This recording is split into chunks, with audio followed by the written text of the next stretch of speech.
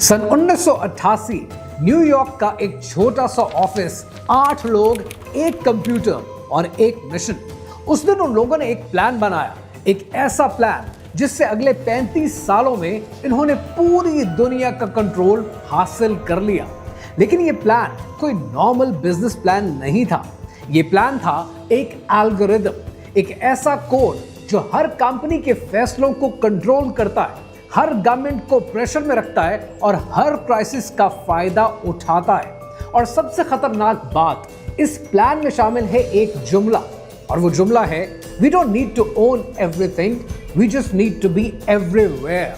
आज 2026 में वो 8 लोग $11 ट्रिलियन कंट्रोल करते हैं। Apple, Microsoft, Google, Tesla, Pfizer, सब इनके हाथों में। लेकिन अजीब बात यह है कि दुनिया के 90% लोग इनका नाम तक नहीं जानते। इमेजिन करें कि दुनिया जल रही है, बैंक्स कोलैप्स कर रहे हैं, गवर्नमेंट्स पैनिक कर रही हैं और दुनिया का सबसे ताकतवर आदमी, यूनाइटेड स्टेट्स ऑफ अमेरिका का प्रेसिडेंट, परेशान खड़ा है। और उस वक्त वो अपने जनरल्स को कॉल नहीं करता, CIA को कॉल नहीं करता, FBI को कॉल नहीं करता, वो कॉल करता है एक प्राइवेट सिटीजन को, एक ऐसे आदमी को कि जिसके पास ना तो कोई प्राइवेट अपनी आर्मी है, ना उसके पास न्यूक्लियर के कोड मौजूद हैं। उसके पास सिर्फ एक चीज है और वो न्यूक्लियर बॉम्ब से ज्यादा ताकतवर है। उसके पास दुनिया को बदलने का, दुनिया को कंट्रोल करने का एल्गोरिदम है और उस आदमी का नाम है लैरी फिंग और उसकी कंपनी का नाम है ब्लैक रॉक। आज बात करते हैं कि कैसे ये कंपनी इतनी कामयाब और इतनी पावरफुल कैसे बनी। Slowly but surely, he is taking control of the very bloodlines of the global system. Larry Fink has started executing his $68 trillion game plan, and no one is going to stop him.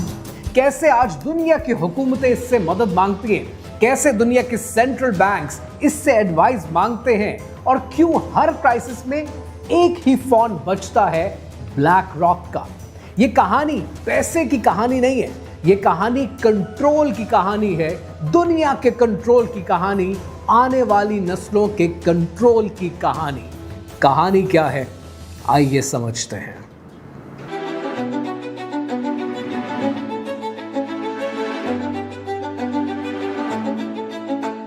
ये कहानी शुरू होती है सन 1986 में। सन 1986 का Wall Street first Boston corporation.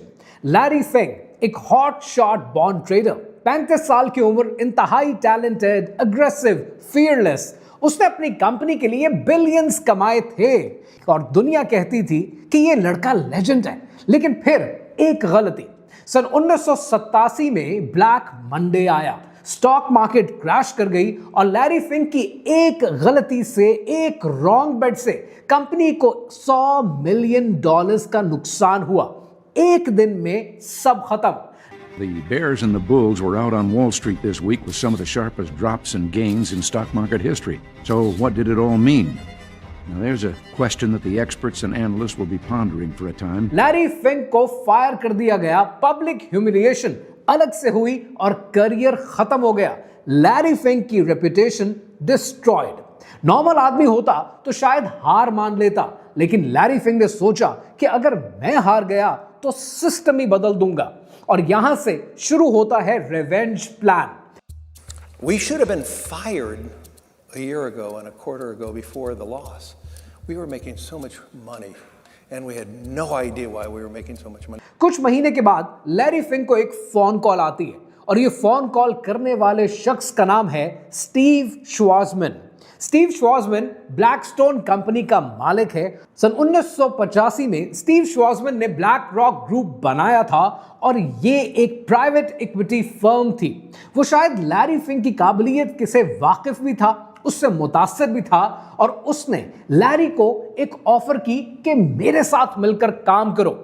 1988 में deal final हो गई और कंपनी का नाम रखा गया ब्लैकस्टोन फाइनेंशियल मैनेजमेंट। शुरुआत में तो सब कुछ अच्छा था, लेकिन फिर मसले पैदा हुए क्योंकि लैरी को चाहिए था मुकम्मल कंट्रोल। जबकि स्टीव जहां जहां जाता था वही कहता था कि ये ब्लैकस्टोन का डिवीजन है, तो फैसले सिर्फ लैरी के नहीं होंगे, फैसले कंपनी के होंगे। और यूं 1992 में लैरी ने फैसला किया कि मैं अपनी इंडिपेंडेंट कंपनी बनाऊंगा। और जब स्टीव को इस बात का पता चला तो उसने कहा ठीक है, बिल्कुल बनाओ, लेकिन कंपनी का नाम बदलना पड़ेगा। और यूं सन 1992 में ब्लैक रॉक का आगाज हुआ। फिर यहां से शुरू होती है दुनिया की सबसे खतरनाक जर्नी। लैरी फिंग ने अपनी गलती से एक सबक सीखा।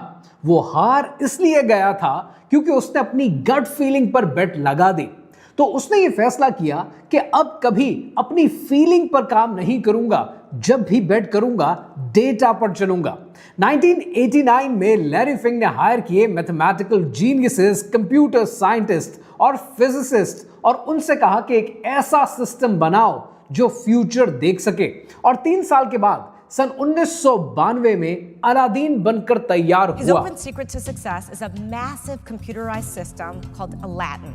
Assets, liabilities, debts and derivative investment network। लेकिन ये कोई नॉर्मल सॉफ्टवेयर नहीं था, ये था दुनिया का पहला AI सिस्टम जो 5000 से ज्यादा वेरिएबल्स को ट्रैक करता था, रियल टाइम कैलकुलेशंस करता था, क्राइसिस प्रिडिक्ट करता था और मार्केट मूवमेंट्स को मैनिपुलेट करता था।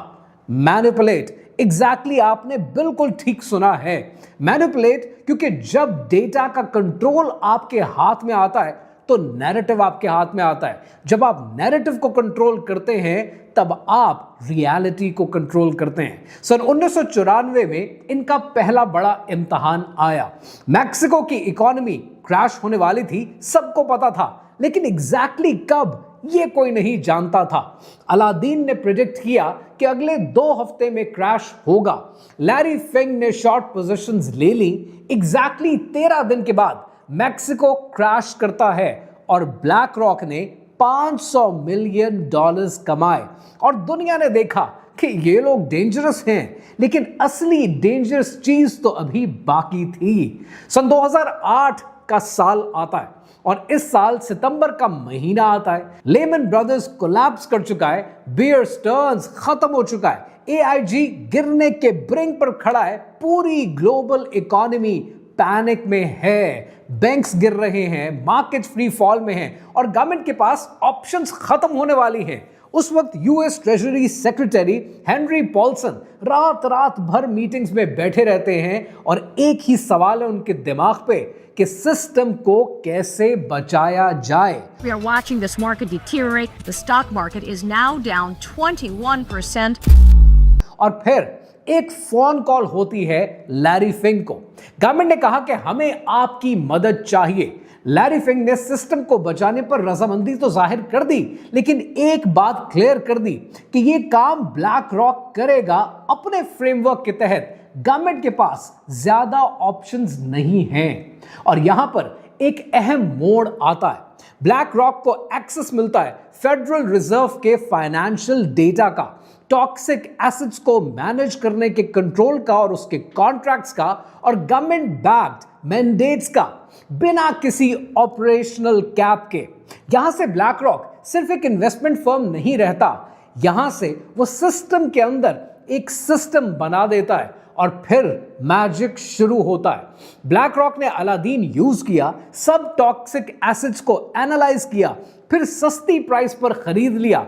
गवर्नमेंट को बोला ये सब वर्थलेस हैं, हमें पेमेंट की जरूरत है, पेमेंट चाहिए। गवर्नमेंट ने बिलियंस दिए। फिर 5 साल के बाद जब मार्केट रिकवर करती है तो वही वर्थलेस एसेट्स सोना उगलने लगते हैं और तब ब्लैक रॉक का प्रॉफिट $10 बिलियन हो चुका होता है। लेकिन ये सिर्फ पैसा नहीं था, ये था कंट्रोल, क्योंकि अब फेडरल रिजर्व ब्लैक रॉक पर डिपेंडेंट था। यूएस ट्रेजरी ब्लैक रॉक को ट्रस्ट करती थी, हर क्राइसिस में ब्लैक रॉक को कॉल की जाती थी। लैरी फिंग ने सिस्टम को नहीं बचाया, लैरी फिंग ने सिस्टम को खरीद लिया और यहां से शुरू होती है असली कहानी। अब आता है वो पार्ट जो YouTube पे अक्सर डिलीट कर दिया जाता है कि लैरी फिंक का रियल नेटवर्क क्या है। सबसे पहले कुछ डॉक्यूमेंटेड फैक्ट्स देखते हैं। 2015 में स्विट्जरलैंड के शहर डेवोस में वर्ल्ड इकोनॉमिक फोरम का एक सीक्रेट इजलास होता है और इस मीटिंग में जहां किए गए फैसले हेडलाइंस में नहीं आते लेकिन उनके असरात पूरी दुनिया में नजर आते हैं। उस मीटिंग में एक प्रेजेंटेशन होती है, टाइटल था द ग्रेट रीसेट और स्पीकर था ब्लैक रॉक का सीईओ लैरी फिंक। उस प्रेजेंटेशन में एक स्लाइड आती है और उस स्लाइड पर जब आप निगाह डालते हैं तब आप ये पढ़ते हैं कि इन 2030 you will own nothing and you will be happy. आज 2026 में अगर हम देखें तो आज हाउसिंग क्राइसिस है, घर खरीदना मुश्किल है।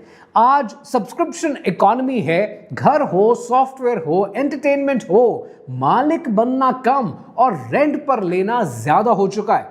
आज डिजिटल कंट्रोल है, ज्यादा ऑनलाइन पेमेंट्स हैं और जितनी ऑनलाइन पेमेंट्स हैं उतनी पेमेंट्स ट्रेसेबल हैं, ट्रैकेबल हैं। लेकिन ये तो बस शुरुआत है। अब लैरी फिंक के कुछ डॉक्यूमेंटेड कनेक्शंस पर भी नजर डालते हैं।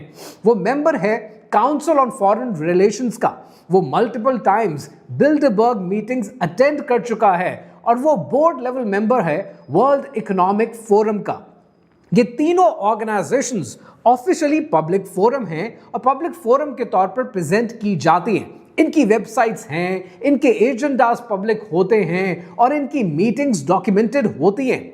लेकिन जब मेंबरशिप लिस्ट को साइड बाय साइड रखकर देखा जाए तो एक इंटरेस्टिंग पैटर्न नजर आता है और ये पैटर्न आपको तीनों प्लेटफॉर्म पर बार बार नजर आता है। फॉर्मर प्रेसिडेंट्स, इंटेलिजेंस एजेंसीज के एक्स डायरेक्टर्स, ग्लोबल मीडिया के ओनर्स और दुनिया के सबसे पावरफुल बैंक्स के डिसीजन मेकर्स। सवाल ये नहीं है कि ये लोग यहां पर क्यों मिलते हैं, सवाल ये है कि जब दुनिया के डिसीजंस बंद कमरों में और बंद दरवाजों के पीछे डिस्कशंस में शेप हो रहे होते हैं और वही लोग मुख्तलिफ प्लेटफॉर्म्स पर बार बार मिलते हैं तो पावर असल में कहां कॉन्सेंट्रेट होती है। और जब हम ब्लैक रॉक जैसे इंस्टीट्यूशंस को समझने की कोशिश करते हैं तो इन मीटिंग्स को सिर्फ मीटिंग्स कहकर या कॉन्फ्रेंसेस कहकर छोड़ देना, इग्नोर कर देना मुमकिन नहीं है। क्योंकि यहां पर सिर्फ डिस्कशन नहीं होती है, यहां पर डायरेक्शंस डिसाइड होती हैं। डायरेक्शन ग्लोबल मार्केट्स की, कैपिटल के फ्लो की और उन फैसलों की जो बाद में पॉलिसी बनकर दुनिया पर असरअंदाज होते हैं। ये लोग प्राइवेट रूम्स में मिलते हैं, कैमरे के बगैर, प्रेस के बगैर, और फिर कुछ महीने के बाद, 6 महीने बाद, 1 साल के बाद आप क्या देखते हैं कि दुनिया के मल्टीपल कंट्रीज में एग्जैक्टली सेम फ्रेमवर्क इंप्लीमेंट होता नजर आता है। ये ऑब्जर्वेशन सिर्फ एक केस तक लिमिटेड नहीं है, इस पैटर्न को लोग डॉक्यूमेंट भी कर चुके हैं, एनालाइज भी कर चुके हैं। ब्लैक रॉक इस पूरे पिरामिड में कहां है? बहुत ऊपर। लैरी फिंक खुद एक इंटरव्यू में कह चुके हैं, Well, behaviors are going to have to change, and this is one thing we're asking companies. You have to force behaviors, and at BlackRock we are forcing behaviors. कि behaviors are gonna be changed and behaviors are changed by force। क्या ये democracy है या dictatorship? फैसला आप खुद करें। अब बात करते हैं कि ब्लैक रॉक इस पूरे सिस्टम को कंट्रोल करता कैसे है। Method 1, the share holder vote. Black rock directly कुछ ओन नहीं करता बल्कि वो वोट करता है। जैसे 2021 में एक्सॉन मोबिल शेयर होल्डर्स की मीटिंग में ब्लैक रॉक ने वोट किया क्लाइमेट एक्टिविस्ट बोर्ड मेंबर की फेवर में और नतीजा सीईओ को हारना पड़ा और एक वोट से कंपनी की डायरेक्शन चेंज हो गई। दूसरा तरीका method 2 which is the ESG weapon. Black rock ने बनाया ESG स्कोरिंग सिस्टम यानी environmental social governance. Sounds good right? लेकिन रियलिटी में अगर आपका ESG स्कोर लो है, फंडिंग नहीं मिलती, अगर आप ब्लैक रॉक के नैरेटिव को फॉलो नहीं करते तो रेटिंग गिर जाती है और अगर आप रिबेल करते हैं तो मार्केट से बाहर निकाल दिया जाता है। ये कैपिटलिज्म नहीं, ये कंट्रोल्ड कैपिटलिज्म है। और तीसरा method, the method number 3, the revolving door. Black rock के कितने एग्जीक्यूटिव हैं जो हुकूमत में सर्व करते रहे हैं, बाइडेन के national economic adviser BlackRock के पैनल पे हैं, एडेमो वॉली जो कि यूएस के डिप्टी ट्रेजरी सेक्रेटरी रहे हैं, ब्लैक रॉक के पैनल पे हैं, कैमला हैरिस के पास जो चीफ इकोनॉमिक एडवाइजर थे माइकल पायल, वो ब्लैक रॉक के पैनल पे हैं। और अगर हुकूमत के लोगों की बात करें तो फॉर्मर फेडरल रिजर्व के वाइस चेयर स्टैनले फिशर, ये ब्लैक रॉक के एडवाइजर हैं। शेरिल मिल्स की बात करें जो कि हिलरी क्लिंटन की चीफ ऑफ स्टाफ रही हैं, वो ब्लैक रॉक के बोर्ड पे हैं। क्या ये कॉन्फ्लिक्ट ऑफ इंटरेस्ट नहीं है जब हुकूमत में पॉलिसी बनाने वाले खुद कॉर्पोरेट प्रॉफिट पर चलते हो? ये एक ही जगह पर दो काम करते हैं, कोई सवाल नहीं पूछता। And then they have a third and fourth method, और ये जो चौथा मेथड है वो है द क्राइसिस प्लेबुक। ये पूरा एक पैटर्न है। 2008 में फाइनेंशियल क्राइसिस आता है, ब्लैक रॉक को कॉन्ट्रैक्ट मिलता है। 2020 में कोविड का क्राइसिस आता है, ब्लैक रॉक को कॉन्ट्रैक्ट मिलता है। और फिर 2023 में बैंकिंग का क्राइसिस आता है, ब्लैक रॉक को कॉन्ट्रैक्ट मिलता है। हर बार सेम प्लेयर, खुद ज्यादा कोइंसिडेंस नहीं है, ये सब कुछ पहले से प्री प्लान्ड है। एक बहुत मशहूर कहावत है कि never let a good crisis go to waste, और ब्लैक रॉक ने इस सब को बिजनेस मॉडल बना दिया। अभी तक जितनी कहानी आपने ब्लैक रॉक के हवाले से सुनी है, ये तो सब तारीख का हिस्सा है। अब बात करते हैं कि वो फ्यूचर में क्या प्लान कर रहे हैं। This is the base. Going forward will be talking more about black rock and what's ahead, दुनिया में और क्या होने वाला है। अभी बात करते हैं कि ब्लैक रॉक किस किस्म का फ्यूचर आपके लिए और मेरे लिए प्लान कर रहा है। Step 1, central bank digital currencies. Black rock ने हर मेजर सेंट्रल बैंक को एडवाइस कर रखा है, फेडरल रिजर्व को, यूरोपियन सेंट्रल बैंक्स को, रिजर्व बैंक ऑफ इंडिया को, और सब डिजिटल करेंसीज लॉन्च कर रहे हैं। क्यों? क्योंकि कैश में फ्रीडम है, कैश को ट्रेस नहीं किया जा सकता, कैश को कंट्रोल नहीं कर सकते, कैश को फ्रीज नहीं कर सकते। लेकिन डिजिटल करेंसी की हर ट्रांजैक्शन ट्रेसेबल होती है, उसको ट्रैक कर सकते हैं, हर परचेज मॉनिटर कर सकते हैं, और अगर गवर्नमेंट चाहे तो अकाउंट को फ्रीज कर सकती है। और चाइना में ऑलरेडी ये हो रहा है।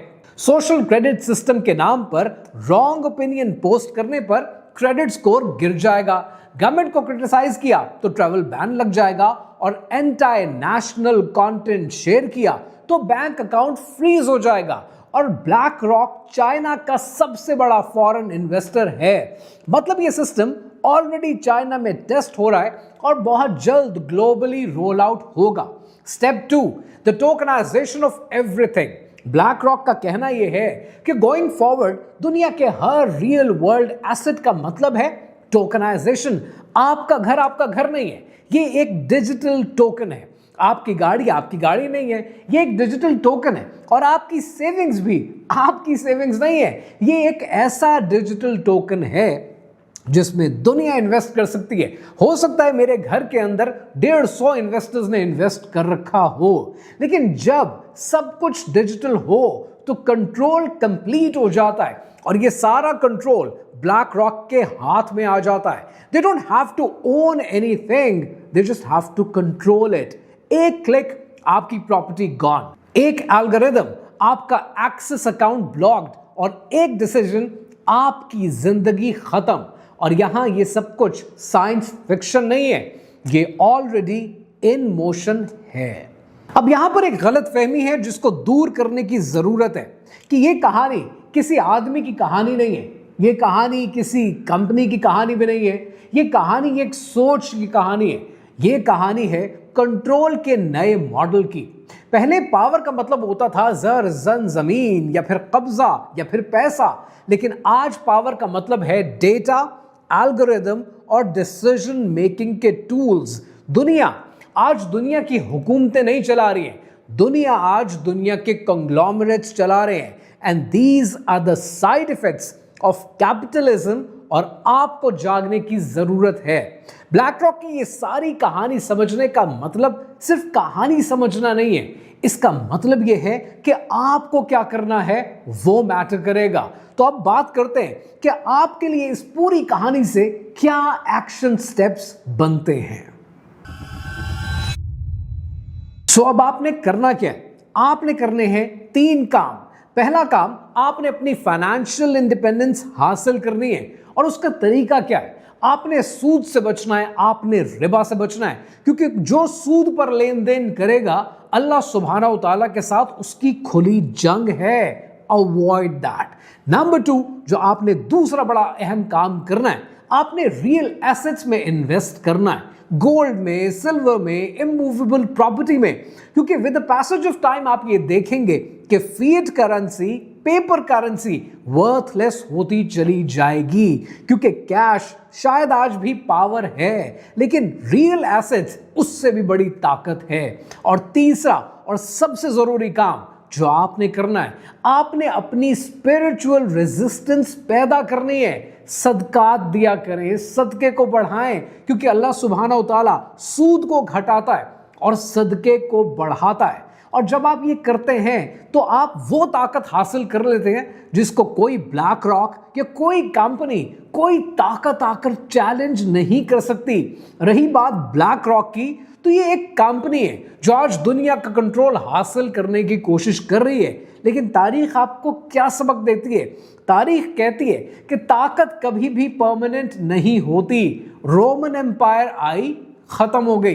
ब्रिटिश एम्पायर आई, खत्म हो गई। सोवियत यूनियन आई, खत्म हो गई। और एक दिन ब्लैक रॉक ने भी खत्म हो जाना है। लेकिन जो चीज हमेशा से परमानेंट थी, परमानेंट है और परमानेंट रहेगी, वो अल्लाह सुब्हानहू तआला की जात है।